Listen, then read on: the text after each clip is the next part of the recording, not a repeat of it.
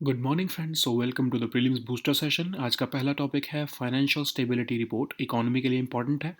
तो आरबीआई ने अपनी by annual financial stability report release कर दी है। इसमें जो है हमारे बैंकिंग सिस्टम के असेट क्वालिटी को कहा गया है कि वो इम्प्रूव हुए हैं। हमारी जो ग्रॉस नॉन परफॉर्मिंग असेट्स हैं वो इस टाइम पर अपने पिछले 7 सालों में सबसे लोएस्ट लेवल पर पहुंच चुके हैं। तो आरबीआई इस रिपोर्ट को साल में 2 बार रिलीज़ करता है और ये बेसिकली आपके sub committee of financial stability and development council, जिसको आपके जो है फाइनेंस मिनिस्टर चेयर करते हैं, उनके जो भी कलेक्टिव असेसमेंट है इकोनॉमी के बारे में और हमारी फाइनेंशियल स्टेबिलिटी को जो भी रिस्क हैं उसके बारे में, उसकी असेसमेंट जो है इस रिपोर्ट के थ्रू जो है वो रिलीज़ की जाती है। तो ग्लोबल और डोमेस्टिक दोनों इकोनॉमी के बारे में इसमें जो है वो देखा जाता है और उसके बेसिस पर जो है रिपोर्ट को रिलीज़ किया जाता है। तो कितनी कैपिटल अवेलेबिलिटी है बैंकिंग सेक्टर में, एनपीएस कितने बढ़ चुके हैं या कितने कम हैं, क्या क्रेडिट फ्लो चल रहा है अलग अलग सेक्टर्स ऑफ इकोनॉमी में, ये सारी चीज़ें जो हैं इस रिपोर्ट में देखी जाती हैं।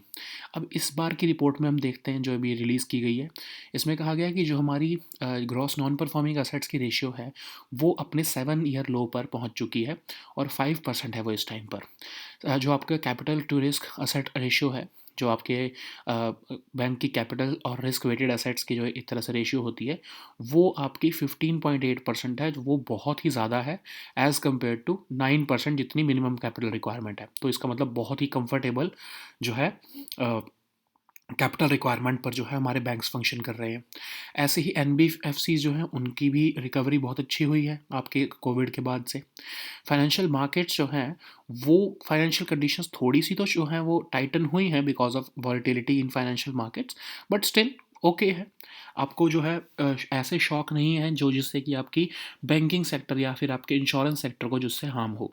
ऐसे ही इंश्योरेंस सेक्टर के बारे में बताया गया है कि चाहे लाइफ इंश्योरेंस कंपनीज़ हों चाहे नॉन लाइफ इंश्योरेंस कंपनीज़ हों, उनकी जो सॉल्वेंसी रेशियोज़ हैं वो अबव मिनिमम लेवल चल रही हैं। ठीक है, तो एक तरह से हेल्थ ऑफ दिस जो फाइनेंशियल जो है सेक्टर है वो बेटर है। सो नेक्स्ट टॉपिक देखते हैं, national Jio special policy 2022। Department of science and technology ने नोटिफाई किया है इस नेशनल जियो स्पेशल पॉलिसी को। एक्चुअली ये आपको याद होगा कि 2021 में ही जो है ये पॉलिसी जो है एक तरह से गाइडलाइंस के फॉर्म में इसको रिलीज़ कर दिया गया था। अब समझ लो इसको पॉलिसी बना दिया गया है। तो जियो स्पेशल टेक्नोलॉजी होती क्या है? तो geographic information system, remote sensing और ग्लोबल पोजिशनिंग सिस्टम, ऐसी जो आपकी फील्ड्स हैं उनसे रिलेटेड जो भी टेक्नोलॉजी है उसको हम जियो स्पेशल टेक्नोलॉजी कहते हैं। तो आपके एग्रीकल्चर से लेके इंडस्ट्रीज़ तक, अर्बन से लेके रूरल इंफ्रास्ट्रक्चर तक, कोई भी आपकी बैंकिंग फाइनेंस कोई भी एक्टिविटी हो उसमें जो है लोकेशन की ज़रूरत तो पड़ती है। और आपके जो भी जो ज्योग्राफी से रिलेटेड जो या जो जो आपकी जियो स्पेशल सेक्टर से रिलेटेड जो भी आपकी इन्फॉर्मेशन है वो इसी टेक्नोलॉजी का यूज़ करते हुए दी जा सकती है। तो जियो स्पेशल डेटा जो है वो बहुत ही इंपॉर्टेंट बन चुका है, एक critical part of national infrastructure भी बन चुका है और इन्फॉर्मेशन रिसोर्स बन चुका है। तो ये पॉलिसी कह रही है? तो ये कह रही है कि इस पॉलिसी में जो है हम लिबरलाइज़ करेंगे जियो स्पेशल डेटा को, जिससे कि हमारी जो जियो स्पेशल इकोनॉमी जो 63,000 करोड़ जो है वो क्रॉस कर जाएगी बाय 2025। एक सिटीजन सेंट्रिक पॉलिसी बनाई गई है ताकि इस सेक्टर को स्ट्रेंथन किया जा सके। इंडिया को वर्ल्ड लीडर बनाना है हमने इस ग्लोबल जियो स्पेशल स्पेस में। एक नेशनल कोहेरेंट फ्रेमवर्क बना के दिया जा रहा है ताकि हम इनोवेशन को प्रमोट कर सकें। 2025 तक हमने टारगेट रखा है कि हम लिबरलाइज़ कर देंगे और इस पूरे डेटा को डेमोक्रेटाइज़ कर देंगे।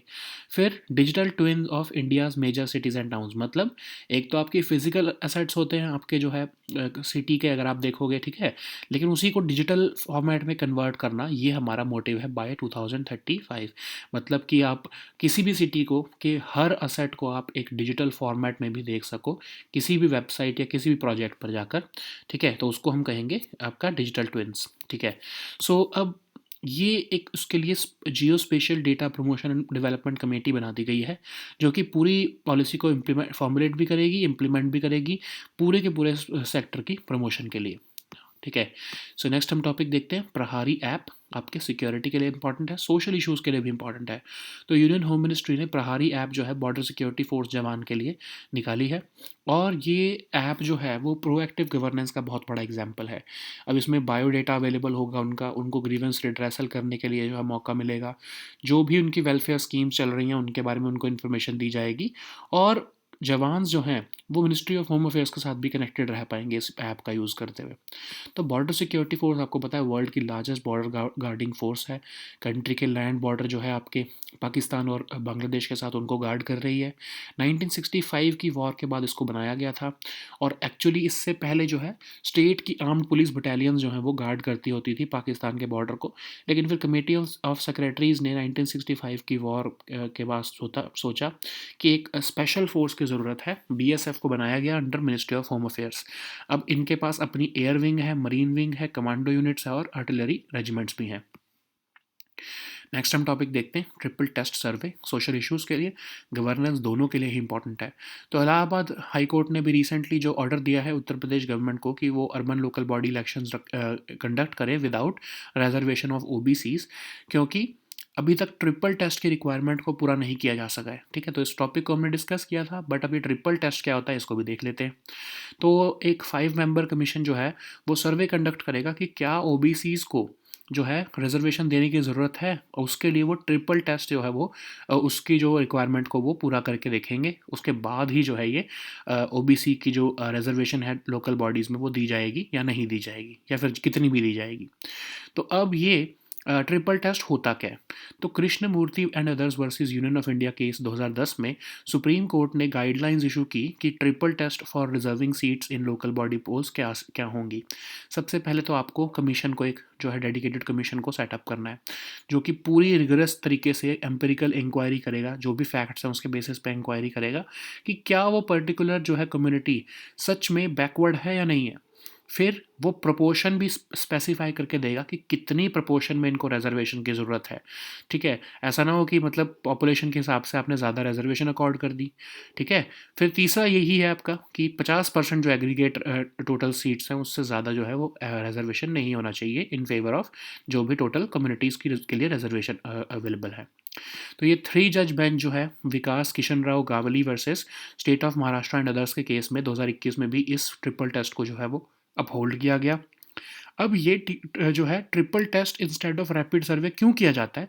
अब गवर्नमेंट ऑफ उत्तर प्रदेश ने तो क्या बोला कि हमने रैपिड सर्वे करके देख लिया है और जो है एक तरह से हेड काउंट की तरह हमने कर लिया सर्वे, और हमने देखा है कि यहाँ पर ओबीसी की जो है पॉपुलेशन के हिसाब से उनको रिजर्वेशन देने की ज़रूरत है। ठीक है, लेकिन लेकिन सुप्रीम कोर्ट ने ये बोला था, अब रादर इलाहाबाद हाई कोर्ट ने भी यही बोला है कि सिर्फ बेसिस ऑफ पॉपुलेशन पे नहीं आपको रिजर्वेशन दे सकते, आपको बैकवर्डनेस को भी फैक्टर को भी देखना पड़ेगा कि क्या वो पर्टिकुलर कम्युनिटीज़ बैकवर्ड हैं भी या नहीं है। ठीक है, सिर्फ एक पर्टिकुलर कम्युनिटी की आपको जो है वो पॉपुलेशन को देख लोगे और उसके बेसिस पे अगर रिजर्वेशन दे दोगे then it is not fair. ठीक है, तो इसीलिए जो है वो तो आप अगर आप ऐसा करोगे तो आप वो पॉलिटिकल एक तरह से आप टूल इस्तेमाल कर रहे हो वोट लेने के लिए।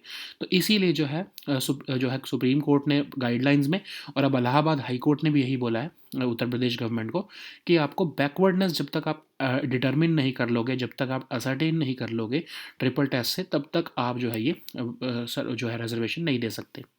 ठीक है, नेक्स्ट हम टॉपिक देखते हैं अहिल्या बाई होलकर जी। तो ये आपके आर्ट एंड कल्चर के लिए इंपॉर्टेंट है। तो महाराष्ट्र की स्टेट गवर्नमेंट प्लान कर रही है कि वो अहमदनगर का नाम बदलकर पुण्य श्लोक अहिल्या देवी नगर कर लें after 18th century Malwa queen. तो अहिल्या बाई होलकर जी कौन थी? One of the women rulers of medieval India थी। होलकर डायनेस्टी को बिलोंग करती थी मराठा एम्पायर के। तो उनके हस्बैंड को जो है बैटल ऑफ कुंभेर में 1754 में मार दिया गया था, और उन्होंने बहुत सारे बड़े बड़े फोर्ट्स बनाए, खासकर रोड बनाई मालवा रीजन में। उन्होंने बहुत ही इम्पॉर्टेंट जो है मराठी पोएट्स मोरोपंत, शहीर अनंत गांधी जी, फिर संस्कृत स्कॉलर्स खुशहाली राम जी जो है उनको अपनी कैपिटल में भी पनाह दी। जॉन की जो एक बहुत ही बड़े ब्रिटिश हिस्टोरियन है, उन्होंने उनको टाइटल दिया द फिलोसफर क्वीन। ठीक है, सो नेक्स्ट हम टॉपिक देखते हैं इथिलीन ग्लाइकॉल।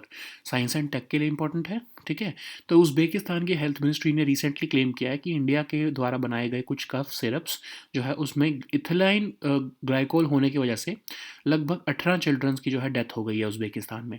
अब ये इथिलाइन ग्लाइकोल होता क्या है? एक कलरलेस और ओडरलेस अल्कोहलिक कंपाउंड है जो कि फेटल हो सकता है अगर उसको कंज्यूम कर लिया जाए। ठीक है। तो ये स्वीट टेस्टिंग होता है, इसलिए इसको सिरप से या ये सिरप या फिर विशेष लिक्विड की फॉर्म में रहता है रूम टेम्परेचर पर। जनरली इसको आपके ऑटोमोटिव एंटी फ्रीज की तरह इस्तेमाल करते हैं, पॉलिएस्टर फाइबर बनाने में इस्तेमाल करते हैं, लेकिन कुछ फार्मा कंपनीज को अडल्ट्रेंट भी की तरह भी यूज़ कर लेती हैं इलीगली आपके लिक्विड ड्रग्स में डालने के लिए। ठीक है। तो फार्मा कंपनीज जो हैं वो आपके ग्लिसरीन या प्रोपिलीन ग्लाइकोल की जगह इसको यूज़ कर लेती है, इथिलाइन ग्लाइकोल को, ताकि अपनी कॉस्ट को कम कर सके, है ना। तो उसकी वजह से क्या होता है कि अगर ऐसा कर दें तो उससे आपके सीवियर हेल्थ इफेक्ट्स हो सकते हैं, जो है जो भी पेशेंट कंज्यूम करेगा उसके ऊपर। सेंट्रल नर्वस सिस्टम में डिप्रेशन हो सकता है, नोजिया हो सकता है, वॉमिटिंग हो सकती है, इंटॉक्सिकेशन, बहुत सारे फैक्टर जो हैं इथिलाइन ग्लाइकोल से हो सकते हैं। ठीक है। सो नेक्स्ट हम टॉपिक देखते हैं, रिमोट वोटिंग फॉर माइग्रेंट्स। तो इलेक्शन कमीशन ऑफ इंडिया ने जो है कहा है कि वो, अब ये आपके गवर्नेंस के लिए ही इंपॉर्टेंट है। इलेक्शन कमीशन ऑफ इंडिया ने अनाउंस किया है कि वो एक pilot remote voting for domestic migrants के लिए तैयार हैं, और वो इसके लिए एक प्रोटोटाइप मशीन जो है वो, जो कि इसको multi constituency remote electronic voting machine कहा जा रहा है, वो आपके पॉलिटिकल पार्टीज़ को अगले मंथ जो है वो डिमॉन्स्ट्रेट करने के लिए तैयार है। अब रिमोट इलेक्ट्रॉनिक वोटिंग मशीन होगी क्या? तो ये बेसिकली एक आपके ये किस बेसिस पर जो है काम करेगी कि आपका जो इलेक्टोरल रोल है वो बहुत ही रॉबस्ट है, और आइडेंटिफिकेशन मैकेनिज्म जो हैं जिसमें डुप्लीकेट वोटिंग को रोका जा सकता है वो बहुत ही अच्छे से फंक्शन कर रहे हैं। ठीक है। तो इस मशीन को जो है भारत इलेक्ट्रॉनिक्स लिमिटेड और electronics corporation of India limited के जो है हेल्प से बनाया गया है। अब ये मशीन वर्क कैसे करेगी? स्टैंड अलोन मशीन है, जैसे आपकी ईवीएम होती हैं वैसे ही नॉन नेटवर्क सिस्टम है। इसको रिमोट लोकेशंस पे आउटसाइड द स्टेट लगाया जाएगा, और ये बेसिकली एक ऐसा सिंगल बैलेट यूनिट होगा जिसमें आपकी मल्टीपल कॉन्स्टिट्यूएंसीज के लिए जो है वो वोट डाला जा सकेगा। अभी तो क्या होता है, जब आप वोट डालने जाते हो तो आपकी कॉन्स्टिट्यूएंसीज में जो कैंडिडेट्स खड़े हैं आप सिर्फ उसी के बेसिस पर वोट डाल सकते हो, है ना। तो अब इसमें क्या होगा कि आप समझ लो, एक आप माइग्रेंट हो, और आप जो है आपकी कॉन्स्टिट्यूंसी, आप जो है समझ लो बिहार स्टेट के माइग्रेंट हो, लेकिन आप रह रहे हो किसी और स्टेट में। तो लेकिन तो आपको बिहार जाकर वोट डालना पड़ता है। लेकिन अगर आपको ये रिमोट बैलेट यूनिट जो है दे दिया जाए, तो आप अपनी ही कॉन्स्टिट्यूंसी के जो है वोट्स जो हैं वो डाल सकोगे, किसी भी अपनी जो है बिहार के स्टेट की किसी भी कॉन्स्टिट्यूंसी के वोट्स डाल सकोगे। तो एज मैनी एज 72 ऐसी कॉन्स्टिट्यूंसीज जो हैं वो इस मशीन में सेव की जा सकती हैं, और उसकी जो है वोटिंग जो है वो डाली की जा सकती है। अब प्रोसेस क्या होगा? वोटर अपनी आइडेंटिटी प्रूव करेगा, अपनी कॉन्स्टिट्यूंसी का कार्ड दिखाएगा, और पब्लिकली उसको जो है वो डिस्प्ले करेगा, कॉन्स्टिट्यूंसी डिटेल्स देखेगा, कैंडिडेट्स को देखेगा, और जो है वोट को जो है इलेक्ट्रॉनिकली अपने कास्ट कर देगा। तो जो भी कॉन्स्टिट्यूंसी वाइज जो वोट दी जाएंगी वो सारी एक ही मशीन में सेव होती रहेंगी, और वीवीपैट सिस्टम भी इसमें जो है वो काम करेगा। ठीक है। ताकि आपको जो है पता लग जाए, प्रूफ मिल जाए कि आपने किसको वोट दिया है। अब ईसी जो है वो क्यों करना चाहता है, इतने जो है वो बड़ा रिस्क क्यों लेना चाहता है? क्योंकि जो माइग्रेशन की वजह से जो है डिसइनफ्रेंचाइजमेंट हो रही है। 2019 के अगर हम इलेक्शन देखें तो 30 करोड़ वोटर्स ने वोट ही नहीं डाला, बिकॉज ईसी को ऐसा लग रहा है कि बहुत सारे जो है इनमें से जो वोटर्स थे वो माइग्रेंट थे, और वो अपने जगह पर होम स्टेट पे वापस नहीं आए वोट करने के लिए। तो ऐसे इशू को हम एड्रेस कर सकते हैं टेक्नोलॉजी का यूज़ करते हुए। तो इसके बेनिफिट्स यही हैं, माइग्रेंट्स जो कि वोट डालने नहीं आते हैं तो उनको उनके प्लेस ऑफ वर्क पर भी वोट डालने के लिए हम फैसिलिटेट कर सकते हैं। ठीक है। सो सोशल ट्रांसफॉर्मेशन होगी माइग्रेंट्स की, और वो अपनी रूट्स के साथ कनेक्टेड रह सकेंगे, और बेटर वोटर टर्नआउट्स भी मिलेंगे हमें। लेकिन चैलेंजेस क्या हैं? हमारे पास कोई, पहली बात तो एक्यूरेट नंबर ऑफ माइग्रेंट्स ही नहीं है ना। तो टोटल नंबर ऑफ माइग्रेंट्स जो है हमारे को कोई ऐसी डेफिनेशन हमारी पता ही नहीं है कि हम माइग्रेंट्स कौन होते हैं, क्या क्या एक पर्टिकुलर डिफाइंड क्लास है या नहीं है। कोई एक्यूरेट नंबर ऑफ माइग्रेंट्स भी नहीं है। 2017 में ईसी ने ही जो है वो सुप्रीम कोर्ट को कहा कि फिजिबल ही नहीं है आप डोमेस्टिक माइग्रेंट्स को ट्रैक करना आपके लिए, ताकि आप रिमोट वोटिंग को अलाउ कर सको। ठीक है। जब सुप्रीम कोर्ट ने उनसे पूछा था तो उन्होंने तो मना कर दिया था कि हमें नहीं पता कि आप डोमेस्टिक माइग्रेंट्स को कैसे ट्रैक करोगे अगर ऐसे अपनी वोटिंग डलवानी हो तो। सो नेक्स्ट हम टॉपिक देखते हैं ब्रह्मोस। सिक्योरिटी के लिए इंपॉर्टेंट है। रिसेंटली इंडियन एयरफोर्स ने टेस्ट फायर किया है extended range version of BrahMos missile. तो इसका टारगेट इसकी रेंज अराउंड 350 किलोमीटर्स कही जा रही है। सबसे पहली बार ब्रह्मोस का जो है टेस्ट किया गया था 2017 में, और अब जो है ये 290 किलोमीटर से बढ़ाकर इसकी जो है रेंज को 350 किलोमीटर कर दिया गया है। तो ब्रह्मोस मिसाइल आपकी डीआरडीओ और एनपीओएम ऑफ रशिया की जो है जॉइंट वेंचर से बनाई गई है। इसको ब्रह्मपुत्रा रिवर और मॉस्कवा रिवर के जो है वो नाम पर रखा गया है। 2 स्टेज मिसाइल है ये। शुरुआत में सॉलिड प्रोपेलेंट इंजन होता है, बाद में लिक्विड रैमजेट जो है वो शुरू हो जाता है।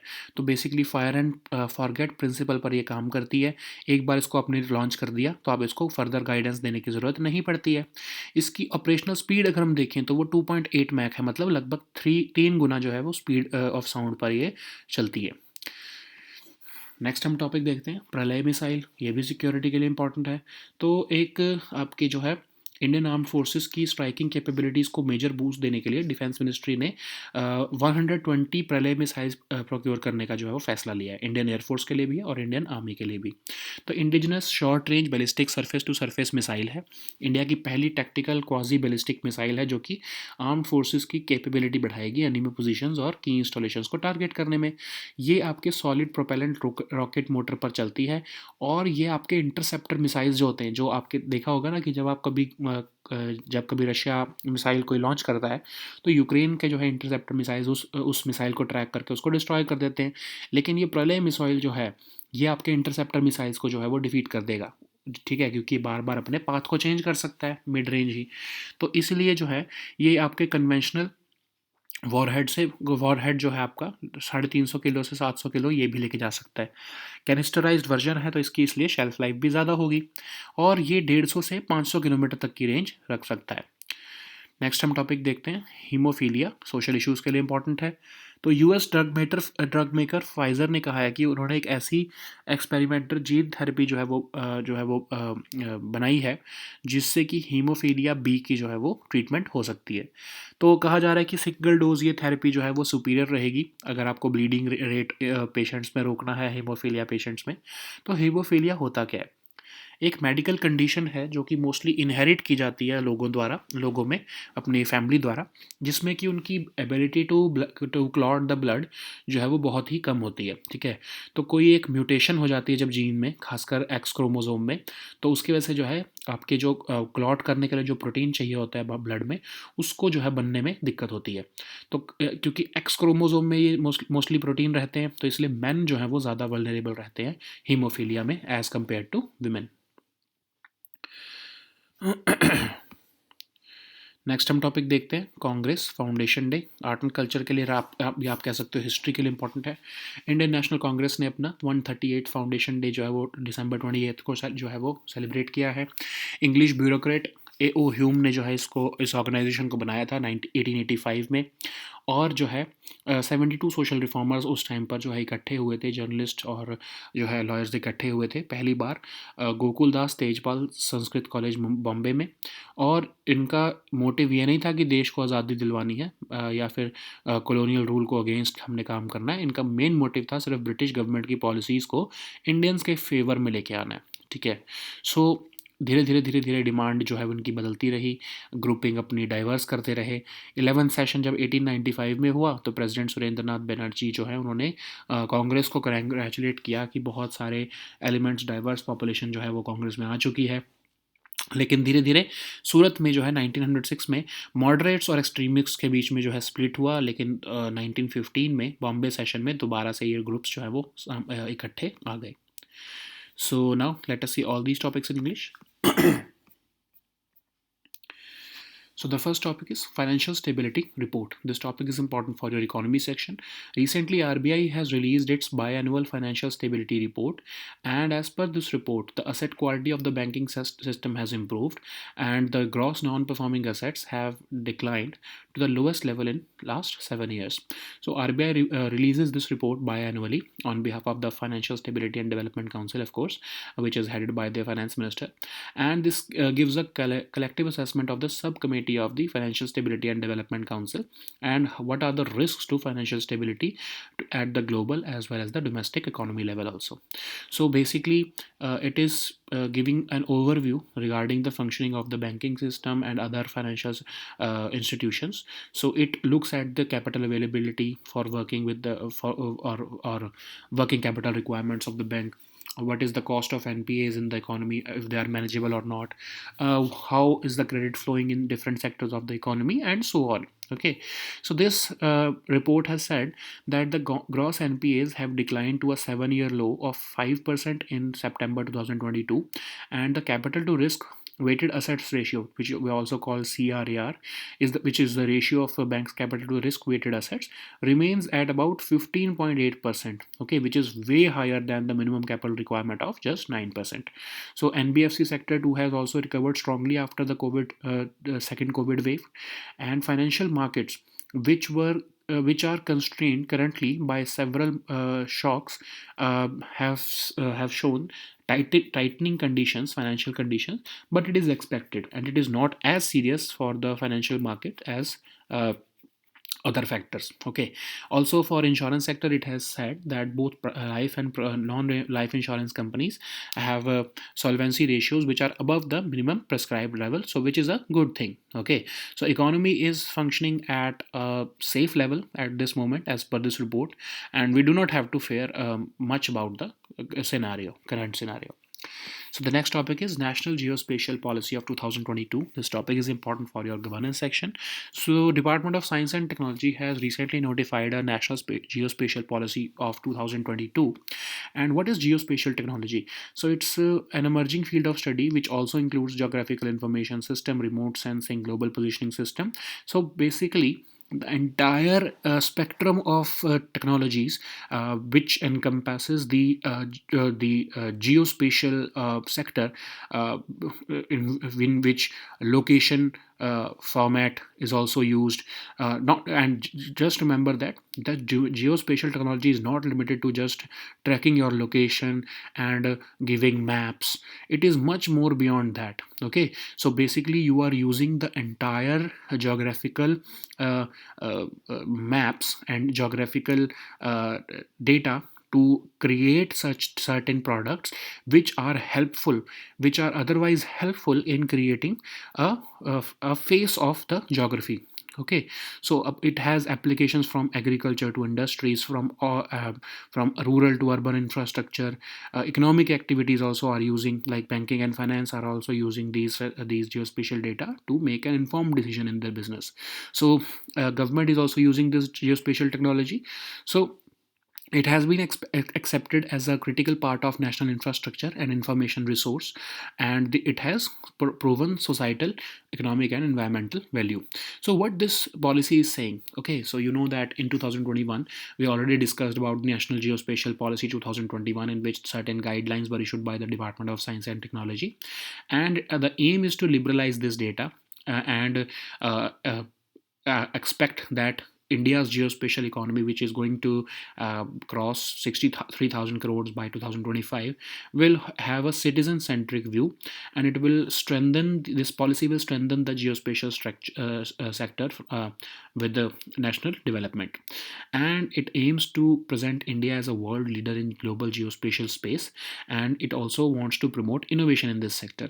So by 2025 we would want to liberalize this sector and democratize the entire data so that it can be enhanced with commercialization objectives, and value added services can also be accommodated in it. What is this digital twins of India's major cities and towns? So it means that we want to create a virtual replica of every physical asset or process or service that you can see on the ground, at the local level in cities.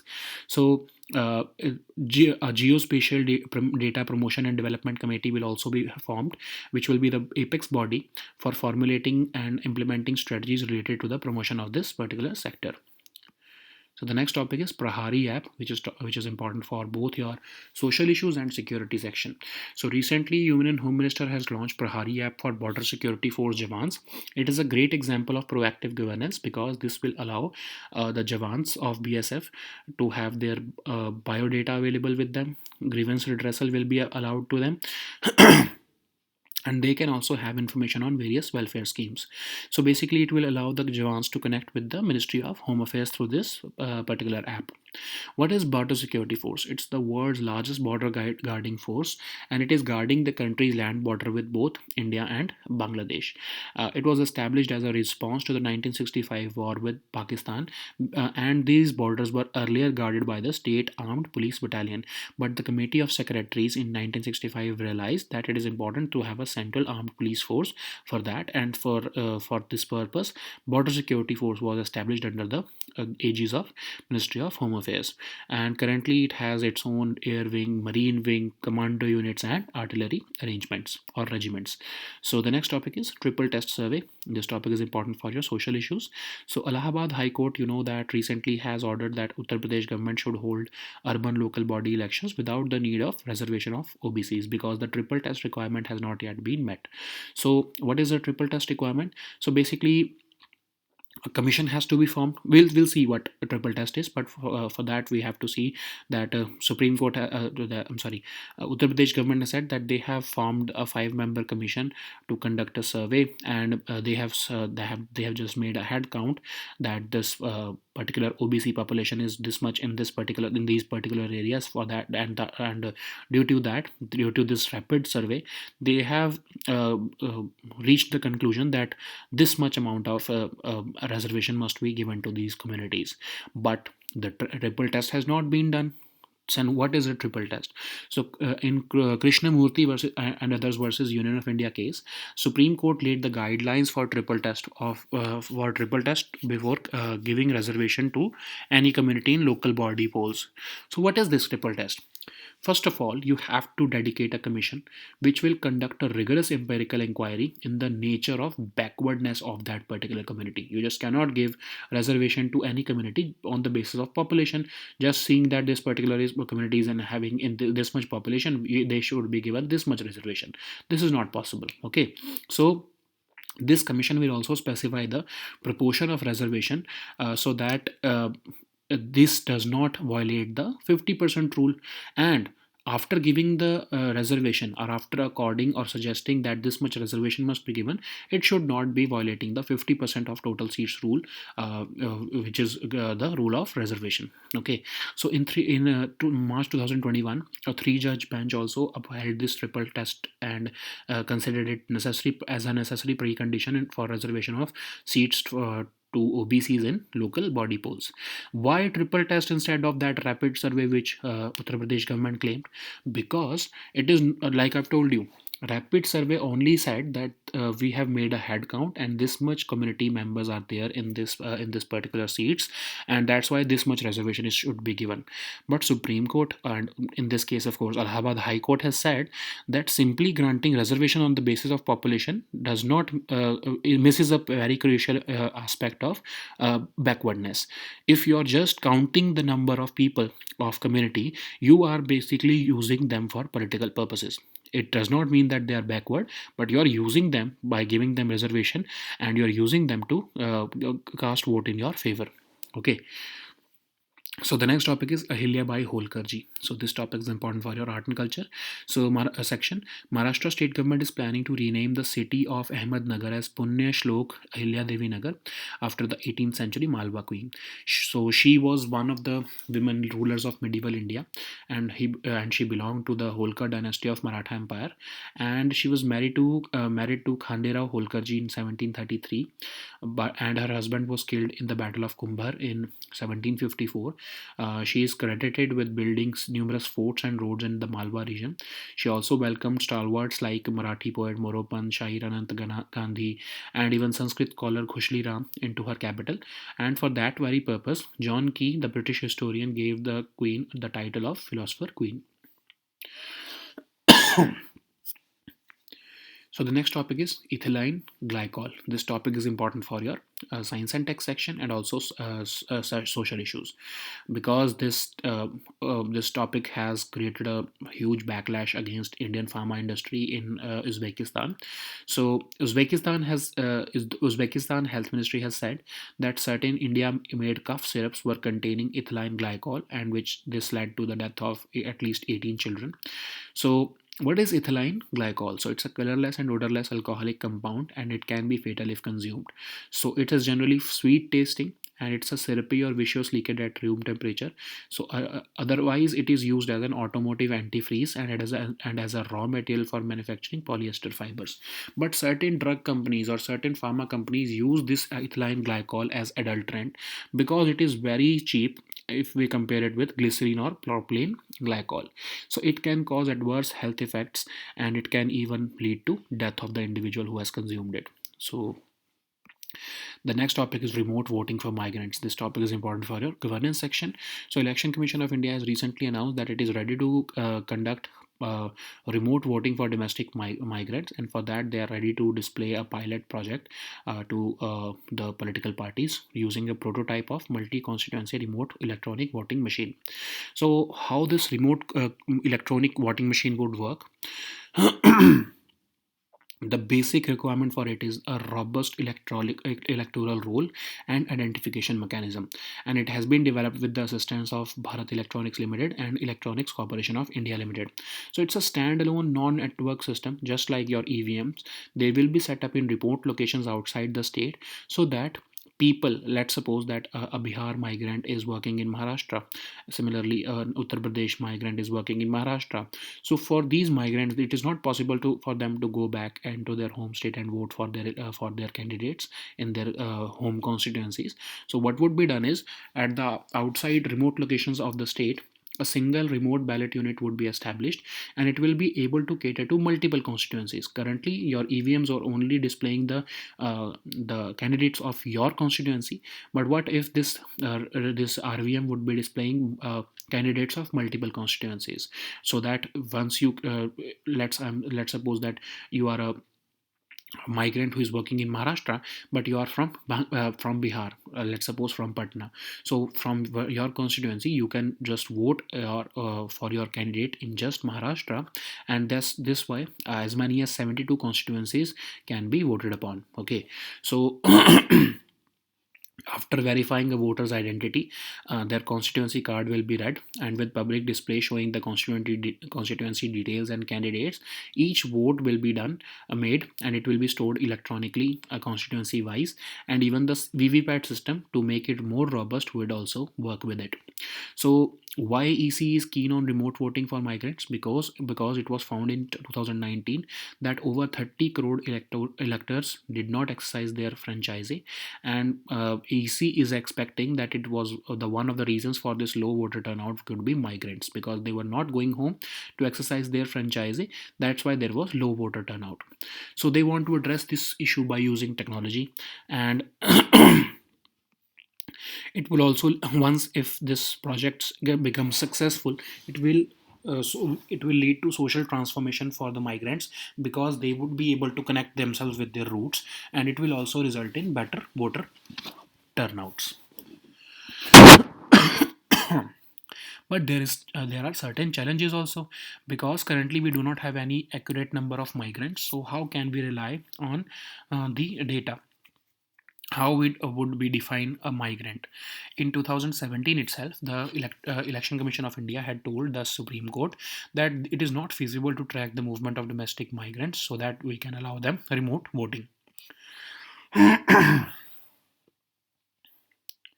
So the next topic is BrahMos. This topic is important for your social security section. So recently, Indian Air Force has successfully test fired the extended range version of BrahMos missile.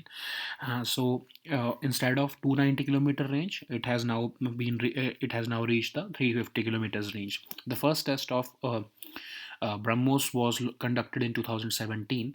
It's a joint venture between DRDO and NPO of Russia, and it is named after the rivers Brahmaputra and Moskva. It's a two-stage missile, in which the first stage is solid propellant engine, and the liquid ramjet stage comes at the second level. So it operates on the fire and forget principle, and once it is deployed, you do not need to guide it further. It has an operational speed of about Mach 2.8, which is about 3 times more than the speed of sound. So the next topic is Pralay missile. This topic is also important for your security section. So to boost the striking capabilities of Indian armed forces, Defense Ministry has recently cleared a proposal to purchase 120 Pralay missiles for the Indian armed forces, and both for the air force and for your army. So it is an indigenous short range ballistic surface to surface missile. It is India's first tactical quasi ballistic missile, and it will help the army or armed forces to target the enemy positions and key installations. So it is having a solid propellant rocket motor. And what is the major factor, what is the big concern, since we have seen in Russia Ukraine war that whenever Russia launches any missile, the interceptor missiles given to Ukraine by Western countries intercept those missiles and target it. But these Pralay missiles would be able to defeat interceptor missiles, because these missiles would have the ability to change their path after covering a certain distance in midair only. They will be capable to carry a conventional warhead of about 350 kg to 700 kgs, and these will be canisterized missiles, so that's why it means that their shelf life would be more, and they have a range of about 150 to 500 kilometers. So the next topic is hemophilia. This topic is important for your social issues. So US drug maker Pfizer Inclusive has said that they have launched this experimental gene therapy for the treatment of hemophilia B. And what is hemophilia? So hemophilia is an inherited condition in which the ability of the blood to clot itself is severely reduced, and this disease is caused by a mutation in one of the genes, and this change or mutation can prevent the clotting protein from functioning properly or it is missed altogether. These genes are generally located on the X chromosome. That's why men are more vulnerable to hemophilia than women.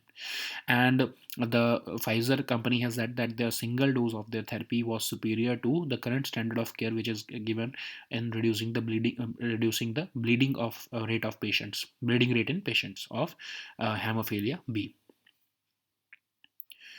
So the next topic is Congress Foundation Day. This topic is important for your history or art and culture section. So Indian National Congress has marked its 138th Foundation Day on December 28th. On this very day in 1885, the English bureaucrat A.O. Hume founded the organization, and for the first time, the INC session was held at Gokul Das Tejpal Sanskrit College in Bombay. And initially, the aim of INC was not to demand independence from colonial rule, but to influence the policies of British government in favor of Indians. And slowly, this organization transformed itself to the demand of independence. At its 11th session in 1895, President Surendranath Banerjee congratulated the Congress Party for bringing together diverse elements of society into the fold. But in 1906 at Surat, the Congress got split between moderates and extremists, only to be joined together by these two groups again in the Bombay session of 1915.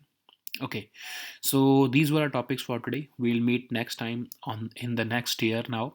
So a very happy new year to all of you. We'll meet next time on Monday. Until then, goodbye and take care.